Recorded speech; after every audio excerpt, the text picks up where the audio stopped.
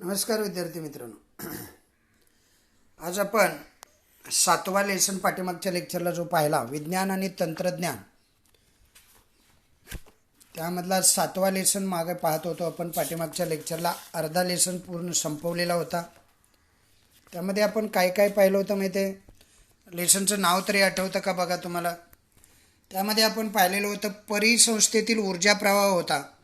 Lesson होता परिसंस्थेतील ऊर्जा प्रवाह. त्यामध्ये अन्नसाखळी म्हणजे काय, अन्नजाळं म्हणजे काय, नंतर अन्नसाखळी आणि अन्नजाळं पाहिल्यानंतर वेगवेगळे जे स्तर आहेत, भक्षक स्तर आपण पाहिलेले होते.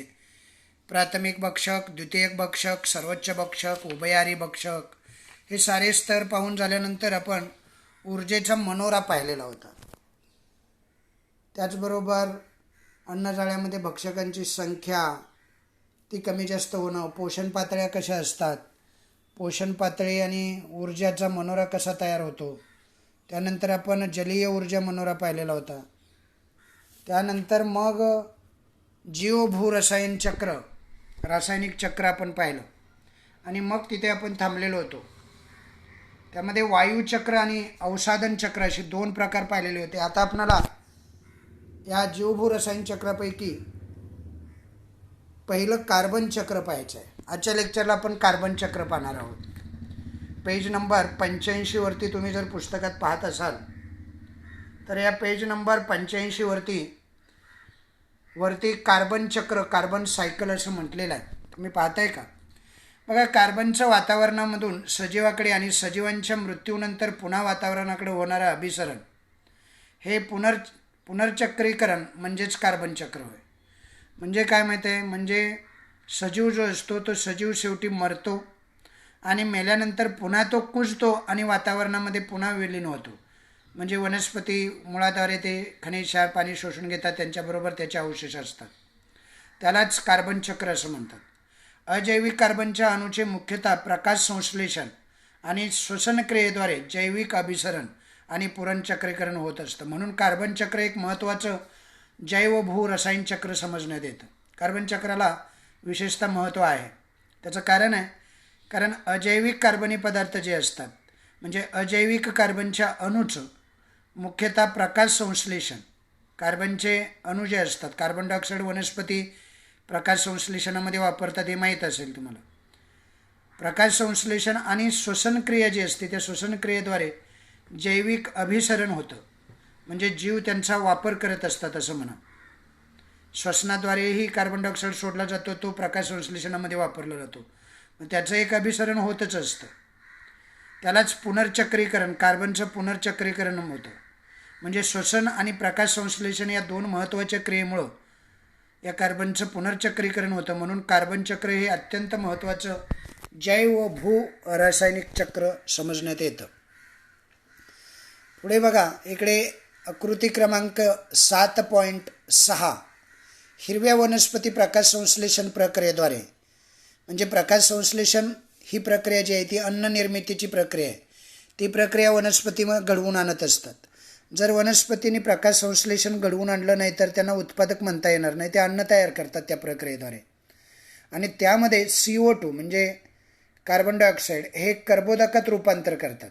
म्हणजे CO2चं रूपांतर वेगवेगळ्या कर्बोदकामध्ये होतं. कर्बोदक म्हणजे या वेगवेगळे शर्करा असतं, अन्न असतं आपण जे घेतो ते. तसंच प्रथिन आणि मेद असे कार्बनी पदार्थही या CO2 पासूनच तयार होतात. शाकाहारी प्राणी हिरव्या वनस्पती खातात, शाकाहारी प्राण्यांना मांसाहारी प्राणी खातात. म्हणजेच वनस्पतीकडून जैविक कार्बनी शाकाहारी प्राण्याकडे, नंतर शाकाहारी प्राण्याकडून मांसाहारी प्राण्याकडे आणि मांसाहारी प्राण्याकडून सर्वोच्च भक्षकाकडे, अशा पद्धतीनं हे चक्र चालू असतं. या ठिकाणी बघा काय काय दिलेलं आहे बघा कार्बन चक्रामध्ये. म्हणजे सेंद्रिय अपघटन, नंतर प्राण्यांचं श्वसन, सेंद्रिय कार्बन म्हटलेलं आहे, नंतर वनस्पती श्वसन म्हटलेलं आहे, नंतर प्रकाश संश्लेषण, सूर्यप्रकाश. आता बघा या ठिकाणी काय होतं माहिती आहे? हिरव्या वनस्पती सूर्यापासून प्रकाश घेतात आणि CO2चं रूपांतर कर्बोदकामध्ये करतात. त्याचबरोबर प्रथिन आणि मेद आम्लामध्ये सुद्धा करतात. प्रथिन आणि मेद हे सुद्धा कार्बनी पदार्थच आहेत. शाकाहारी प्राणी हे हिरव्या वनस्पती खात असतात. त्यामध्ये CO2चं रूपांतर कर्बोदक, प्रथिन आणि मेदामध्ये वनस्पतीमध्येच असतं. त्याला सेंद्रिय कार्बन असं म्हणतात. मग हे सेंद्रिय कार्बन जो असतो तो शाकाहारी प्राणी खातात. मग शाकाहारी प्राण्यांना मांसाहारी प्राणी खातात. मांसाहारी प्राण्यांना सर्वोच्च भक्षक खातात. आणि मग हे जैविक चक्र एक चालू होतं. म्हणजे वनस्पतीकडून जैविक कार्बन शाकाहारी प्राण्याकडे, शाकाहाऱ्याकडून मांसाहारी प्राण्याकडे आणि मांसाहारी प्राण्याकडून हे सर्वोच्च भक्षकाकडे संक्रमित होत असतं. याला कार्बन चक्र असं म्हणतात. हा कार्बनी पदार्थ असतात. म्हणजे CO2 वनस्पती घेतात आणि त्याच्यापासून कर्बोदक, मेद, प्रथिनं तयार करतात. हे कर्बोदक, मेद, प्रथिनं शाकाहारी प्राणी खातात, शाकाहारीला मांसाहारी खातात, मांसाहारीला सर्वोच्च भक्षक खातात. आणि अशा पद्धतीचं एक चक्र चालू होतं. त्याला म्हणतात कार्बन डायऑक्साईड चक्र किंवा कार्बन चक्र. समजलं? आता वनस्पती ज्या कार्बन डायऑक्साईड हवेतून घेतात तो कुठून येतो? आपल्या श्वसनातून येतो. म्हणजे वनस्पतीचं श्वसन आणि प्राण्यांचं श्वसन अशा दोन महत्त्वाच्या प्रक्रिया या कार्बन चक्राभोवती असतात. म्हणून याला महत्त्वाचं समजण्यात येतं. बऱ्याच वेळेला पाण्यामध्ये सुद्धा शोषण होत असतं कार्बन डायऑक्साईडचं. आता पाण्यामध्ये कार्बन डायऑक्साईड कुठून येतो असं तुम्ही म्हणाल तर वनस्पतीमध्ये असतोच तो, आहे की नाही? हवेच्या संपर्कात पाणी येतं तेव्हा कार्बन डायऑक्साईड त्या पाण्यामध्येही मिसळतो. आता कार्बन चक्र कसं तयार होतं त्याच्या दोन रिॲक्शन दिलेत बघा. कार्बन चक्रातील प्रमुख प्रक्रिया म्हणजे CO2 + H2. हे कुठून आलं?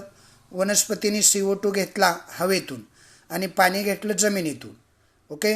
सूर्यप्रकाशाच्या सानिध्यात आणि हरितलौक असतात त्यांच्या पानामध्ये, त्यांच्या संपर्कामध्ये ही अभिक्रिया घडवून आणली आणि त्यापासून त्यांनी शर्करा तयार केली. शर्करा म्हणजे कर्बोदक आहे.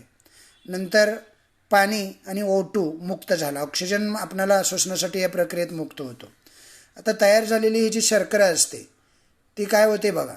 पुन्हा शर्करा आपल्या शरीरात गेली की त्या आपल्या शरीरामध्ये श्वसनाद्वारे ऑक्सिजन आपण आत घेतो त्याच्याशी तिचा संयोग होतो आणि त्यापासून CO2 पाणी आणि ऊर्जा तयार होते. जी ऊर्जा तयार होते ती आपण वापरतो. CO2 वातावरणामध्ये सोडला जातो. तयार होणारं पाणीसुद्धा शरीराला गरजेचं असतं. अशा पद्धतीनं हे चक्र सतत चालू असतं. त्याला कार्बन चक्र असं म्हणतात. शेवटी काय होतं माहिती आहे? मृत्यूनंतर सर्व भक्षकांचे जीवाणू आणि बुरशी यांच्या साह्यानं अपघटन होतं. या विघटकाकडून अपघटन होतं आणि CO2 वायू पुन्हा मुक्त होतो. हा वायू वातावरणामध्ये मिसळतो आणि पुन्हा वापरला जातो. अशा प्रकारे एका सजीवाकडून दुसऱ्या सजीवाकडे कार्बनचं अभिसरण चालू असतं. सजीवाच्या मृत्यूनंतर कार्बन निसर्गाकडेच पुन्हा परत येतो. पुन्हा परत सजीवाकडे जातो. निसर्गाकडे येतो म्हणजे पुन्हा वनस्पती शोषून घेतात. मग शोषून घेतल्यानंतर पुन्हा तो त्या प्रक्रियेमध्ये येतो. त्यापासून शर्करा, प्रथिनं, मेद बनतात. पुन्हा प्राणी खातात. वनस्पती शोषून घेतल्यानंतर वनस्पती प्राणी खातात. म्हणजे शाकाहारी प्राणी वनस्पतींना खातात. नंतर शाकाहाऱ्यांना मांसाहारी खातात. मांसाहाऱ्यांना सर्वोच्च भक्षक खातात. सर्वोच्च भक्षक मरतो किंवा बाकीचे प्राणीसुद्धा वेगवेगळ्या टप्प्यावरती मरत असतात. मग त्याच्यावरती बुरशी आणि सूक्ष्मजीव प्रक्रिया, विघटनाची प्रक्रिया करतात. विघटनाकडून अपघटन होऊन CO2 वायू पुन्हा मुक्त होतो आणि मग तो वातावरणात पुन्हा. अशा पद्धतीनं कार्बन हा वनस्पती म्हणजे वातावरणात तयार होतो, पुन्हा वातावरणाकडून वनस्पतीमध्ये आणि जीवामध्ये जातो आणि पुन्हा वातावरणामध्येच येतो. याला कार्बन चक्र असं म्हणतात. काय म्हणायचं याला? कार्बन चक्र. पुन्हा माहीत आहे का तुम्हाला मध्ये काय दिलं आहे बघा.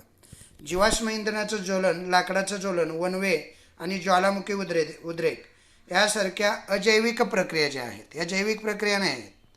म्हणजे यांचा जीवाशी काही संबंध नाही. जीवाश्म इंधनाचं ज्वलन होत असतं. म्हणजे जीवाश्म इंधन जे असतं जीवापासून तयार झालेलं ते पेट्रोल डिझेलच्या स्वरूपात आपण पाहतो. त्यांचं ज्वलन होतं. लाकडाचं ज्वलन होतं, तुम्ही पाहिलेलं आहे. वनवे पेटतात पाहिलेले आहेत. ज्वालामुखीचा उद्रेक होत असतो आणि त्या अजैविक प्रक्रियेतून CO2 वायू बाहेर पडत असतो आणि तो हवेत मिसळतो. प्रकाश संश्लेषणानं वातावरणात ऑक्सिजन सोडला जातो, तर श्वसनानं कार्बन डायऑक्साईड वातावरणात सोडला जातो. वनस्पतीमुळे वातावरणात ऑक्सिजन आणि CO2 वायू यांचा समतोल राखला जातो. हे तुम्हाला माहीत असलं पाहिजे. जरा विचार करामध्ये काय दिले बघा. उष्णकटिबंधात कार्बन चक्र जे आहे, आता हा जो उष्णकटिबंध आहे, उष्णकटिबंधामध्ये कार्बन चक्र प्रभावी असतं. असं का होतं? कटिबंधामध्येच कार्बन चक्र प्रभावी असण्याचं काहीतरी कारण असेल, आहे ना? मग त्याचा थोडासा विचार करायला पाहिजे. म्हणजे असे प्रश्न जेव्हा विचारतात तेव्हा आपण विचार न करता येत नाही असं म्हणतो, आहे की नाही? किंवा मला माहीत नाही, मला आठवत नाही असं म्हणतो. आता उष्णकटिबंध आणि कार्बन चक्र यांचा काहीतरी संबंध असला पाहिजे, आहे की नाही? जर संबंध नसता तर तसा प्रश्न विचारला असता का, सांगा बघू. आता फक्त आपणाला उत्तर येत नसेल कदाचित, पण उत्तर असणार काहीतरी त्याला, आहे की नाही? जरा जरी आपण विचार केला उष्णकटिबंधाचा आणि या कशाचा, कार्बन चक्राचा काही संबंध असू शकतो का, असा जर आपण थोडा जरी विचार केला तरी आपणाला त्याचं उत्तर मिळू शकतं. असं का होतं? उष्णकटिबंधामध्ये कार्बन चक्र प्रभावी का असतं? तर त्याचं कारण असं असतं, उष्णकटिबंधामध्ये तापमान जास्त असतं. उष्ण या शब्दावरून तुमच्या लक्षात येत असेल. तसंच विषुववृत्तीय जंगलाचं प्रमाण अधिक असतं या उष्णकटिबंधामध्ये. जास्त वनस्पतीमुळं प्रकाश संश्लेषण प्रक्रियेतून ऑक्सिजन सतत निर्माण होत असतो. वनस्पती जिथं जास्त आहेत तिथं ऑक्सिजन जास्त निर्माण होणार. त्याचबरोबर अजून काय होणार आहे, कार्बन डायऑक्साईड देखील मोठ्या प्रमाणात शोषला जातो ना. उष्णकटिबंधीय प्रदेश म्हणजे विषुववृत्तीय प्रदेश. विषुववृत्तीय प्रदेशामध्ये जंगलाचं प्रमाण जास्त आहे, म्हणजे ऑक्सिजन आणि कार्बन डायऑक्साईड मोठ्या प्रमाणात तयार होणार तिथे. तापमानामुळे कार्बन चक्र काय होतं, अशा पद्धतीनं प्रभावी राहतं. समजतं ना तुम्हाला? मग वनस्पती घेणार. उष्णकटिबंधात तापमान जास्त असतं, विषुववृत्तीय जंगलाचं प्रमाण त्या उष्ण तापमानामुळेच असतं ना. जिथं उष्ण तापमान आहे तिथं विषुववृत्तीय जंगलं जास्त आहेत, म्हणजे जिथं जंगलं जास्त आहे तिथं ऑक्सिजन आणि कार्बन डायऑक्साईड वायू जास्त तयार होतो. म्हणजे काय, म्हणजे उष्णकटिबंधामध्ये कार्बन चक्र प्रभावी असणार. नंतर बघा, कार्बनचे पृथ्वीवरील प्रमाण स्थिर आहे तरी CO2 वायूमुळे तापमानात वाढ होत आहे. असं का होतं? त्याचं कारण आहे की नाही, कार्बनचं पृथ्वीवरचं प्रमाण स्थिर आहे तरी CO2 वायूमुळे तापमानामध्ये वाढ होत असते. हवेतील कार्बन व तापमान वाढ यांचा संबंध थोडक्यात आपल्याला माहीत पाहिजे. बघा, वातावरणामध्ये जास्त प्रमाणात सोडले गेलेला जो CO2 असतो, म्हणजे वनस्पती सोडत असतात, तो कार्बन डायऑक्साईड वायू इतर काही वायूबरोबर पृथ्वीबरोबर आच्छादन करत असतो. पृथ्वीच्या भोवती त्याचंही इतर काही वायूबरोबर आच्छादन होतं. त्यामुळं काय होतं माहिती आहे, सौर ऊर्जेतील काही अवरक्त किरण बाहेरच्या अवकाशात पुन्हा फेकले जात नसतात.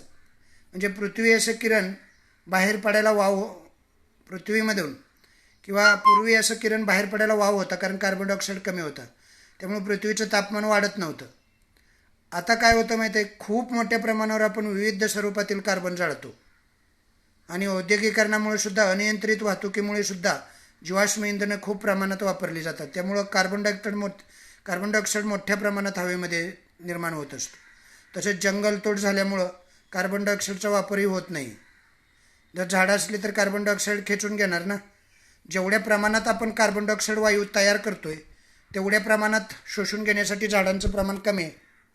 आणि त्यामुळं मग काय होतं रे, ही सारी कारणं असतात. हरितगृह परिणाम होतो त्याचा, त्यामुळे जागतिक तापमान वाढतं. मग वनस्पतींची संख्या वाढवली तर वातावरणातला कार्बन डायऑक्साईड शोषून घेणार, मग तापमान वाढत नसतं. आणि तिसरा प्रश्न विचारला, हवेतील कार्बन व तापमानावर यांचा संबंध ओळखा. म्हणजे हवेतील कार्बन आणि तापमान वाढ यांचा संबंध काय आहे समजलं, तो आपण ओळखला पाहिजे. तर त्याचा संबंध अशा पद्धतीने असतो. पुढे बघा, ऑक्सिजन चक्र दिलेलं आहे. आता हे जे ऑक्सिजन चक्र आहे, त्या ऑक्सिजन चक्राचं तुम्हाला थोडक्यात तशीच माहिती पाहिजे. कार्बन चक्र आणि ऑक्सिजन चक्र या लिंक्ड गोष्टी आहेत दोन्ही. म्हणजे या काही वेगळ्या गोष्टी नाही आहेत, त्या तसं आपल्याला वाटतं. म्हणजे श्वसनातूनच कार्बन डायऑक्साईड बाहेर सोडला जातो आणि ऑक्सिजन आत घेतला जातो. म्हणजे दोन्ही लिंक्ड आहेत, एवढं तरी कळायला पाहिजे. ऑक्सिजन सायकल कशी आहे बघा, आकृती 7.7 मध्ये ऑक्सिजन चक्र दिलेलं आहे. म्हणजे या ज्या वनस्पती आहेत, वनस्पती CO2 शोषून घेतात, प्राण्याद्वारे CO2चं उत्सर्जन होत असतं. म्हणजे समजा ती चरताना गाय दाखवलेली आहे त्या आकृतीमध्ये, तशी माणसंसुद्धा असतात, हवेमध्ये कार्बन डायऑक्साईड सोडत असतात, जनावरही सोडतात. आणि पुन्हा काय होतं रे, ते कार्बन डायऑक्साईड सोडतात आणि ऑक्सिजन मात्र खेचून घेतात वातावरणातला. प्राण्याद्वारे शर्करा रेणूंचं विघटन होतं आणि मग प्राण्याद्वारे ऑक्सिजनचं श्वसन होतं, वनस्पतीद्वारे ऑक्सिजनची निर्मिती होत असते आणि वनस्पतीद्वारेच CO2 सुद्धा शोषून घेतला जातो. कळतंय ना तुम्हाला सर्व?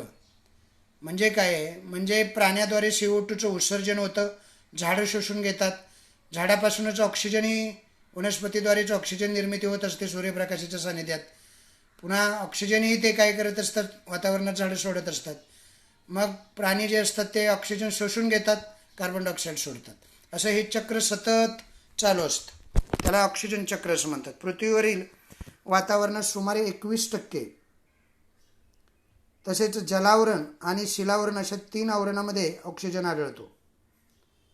पृथ्वीवर वातावरणामध्ये, जलावरणामध्ये आणि शिलावरणामध्ये अशा 3ही आवरणामध्ये तो ऑक्सिजन आपल्याला पाहायला मिळतो. पाण्यात असतो, हवेत असतो आणि जमिनीतही असतो. जीवावरणातील ऑक्सिजनचे अभिसरण आणि त्यांचा पुनर्वापर म्हणजे ऑक्सिजन चक्र असते. या चक्रात जैविक आणि अजैविक असे दोन्ही घटक समाविष्ट असतात.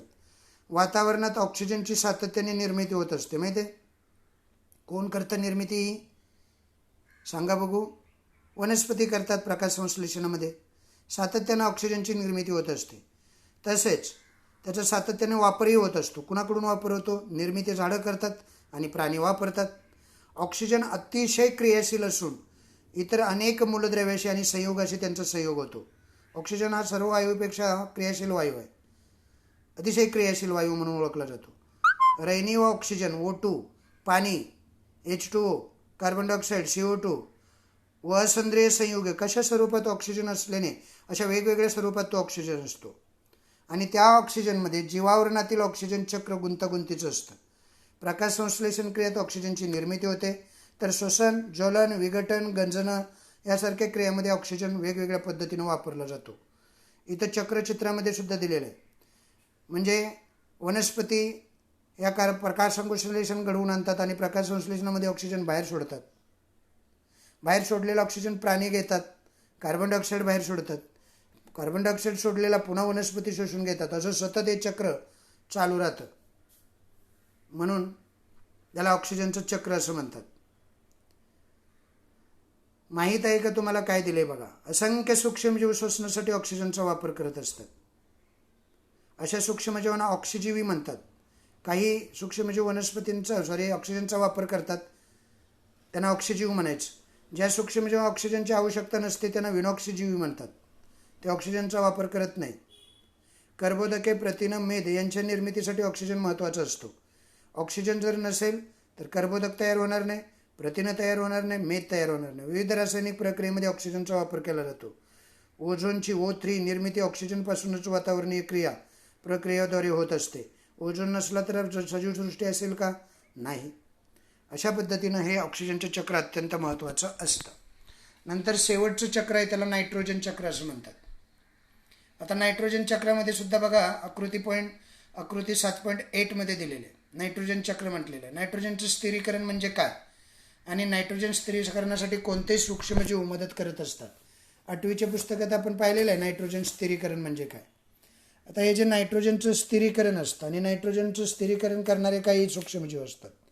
आपण पाहिलेले होते बघा. नायट्रोजनचं स्थिरीकरण कोण करतं रे? रायझोबियम, अझॅक्टोबॅक्टर, नंतर अझोला, हे नायट्रोजनचं स्थिरीकरण करत असतात. हे आपल्याला नक्की माहीत असलं पाहिजे. मग असे नायट्रोजनच्या चक्रांच्या गोष्टी आपल्याला कळत जातात. समजलं? नायट्रोजनचा सुद्धा सजीवाकडून वापर होतो. जसा ऑक्सिजन आणि कार्बन डायऑक्साईडचा वापर सजीवांकडून होतो तसाच नायट्रोजनचाही होतो. समजलं? नायट्रोजन हा अत्यंत महत्त्वाचा आणि सर्वात जास्त प्रमाणात असणारा असा हा घटक आहे. वातावरणामध्ये सर्वात जास्त कोणत्या घटक असतो तर नायट्रोजन. मग नायट्रोजनचं स्थिरीकरण म्हणजे काय असा एक प्रश्न विचारला आहे. बघा, हवेमधला नायट्रोजन जो असतो त्या नायट्रोजनचं रूपांतर नायट्रोजनच्या संयुगात करणं याला नायट्रोजनचं स्थिरीकरण म्हणतात. का करावं लागतं माहिती आहे? कारण हवेतला नायट्रोजन आपण शोषून घेऊ शकत नाही. त्यासाठी आपल्या शरीराला आवश्यक असणारे काही संयुग निर्माण करावे लागतात. या प्रक्रियेला नायट्रोजनचं स्थिरीकरण म्हणतात. नायट्रोजन स्थिरीकरणाचे अनेक प्रकार असतात. 2-3 प्रकार सांगतो तुम्हाला. औद्योगिक नायट्रोजन एक आहे जे कारखान्यात केलं जातं.